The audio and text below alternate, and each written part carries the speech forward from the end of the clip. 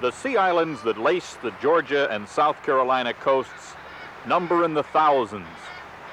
But the sun rises and the surf flames over only one, still separate, secure, timeless. The Spanish called it St. Catherine's. On this pine-dense Atlantic island 30 miles south of Savannah, there are beaches unspoiled since sailors first marked them in the 16th century.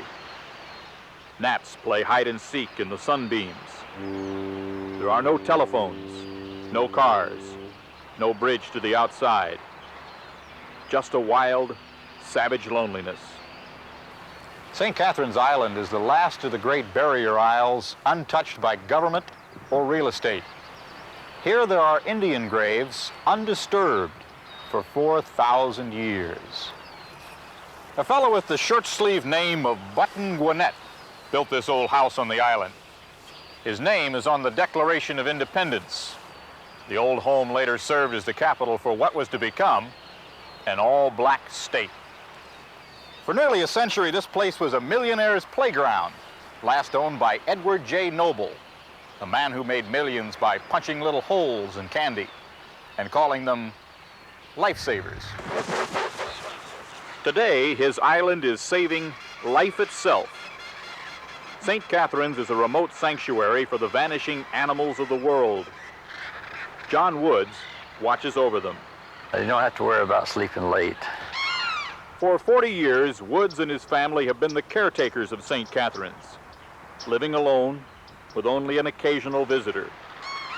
I think it'd be tough for you to come back into the 20th century. I think it's too late.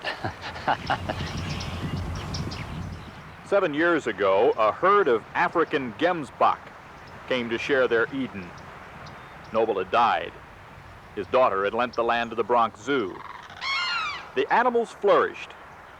Soon, endangered species were shipped from all over to loll in St. Catherine's safe sun. You have to be selective. You're not going to be able to save all the animals. Now, a country like Tanzania has 24% national parks and wildlife reserve. That's an unbelievable amount. But the population is growing, so you know there's going to be a cutback someday. If they're just trying to get enough to eat and survive, they have little time to think about their animals. For many, St. Catherine's is a last reprieve from extinction. Animals are constantly tended, carefully bred. Scientists even teach reluctant parents how to impress their mates. This is a wattled crane's version of, "Not tonight, honey, I've got a headache." She likes it. When necessary, researchers and their families do the babysitting, so mothers can have more offspring.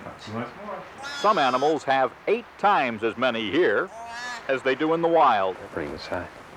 In short, St. Catherine's is a bank. Animals are deposited, their numbers increase, the investment is returned to nature. It's nice to go to the mountains. It's nice to go to the city. And as you know, 3 or 4 days, just glad to get back. This is a nice little road here. That's there goes a deer. Yeah. Late in the afternoon, you see a lot of them. There goes another deer, and 2 more deer. You just don't see deer like that on these other places. St. Catherine's has so far escaped the conflicting currents of our time. But it, too, is the last of its kind. An endangered species, like the animals it folds into itself. At twilight, a little shrimp boat crosses from the mainland, carrying more of the world's unwanted. A tiny ark that glides against the vanishing sun. For today, Bob Dotson, NBC News, St. Catherine's Island, Georgia.